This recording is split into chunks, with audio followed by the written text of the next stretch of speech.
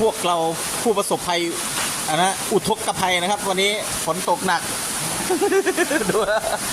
วิทย์ปลาครับวิทย์ปลาครับอ้าววิทย์ปลาครับเป็นไงได้ปลาเยอะไหมปลา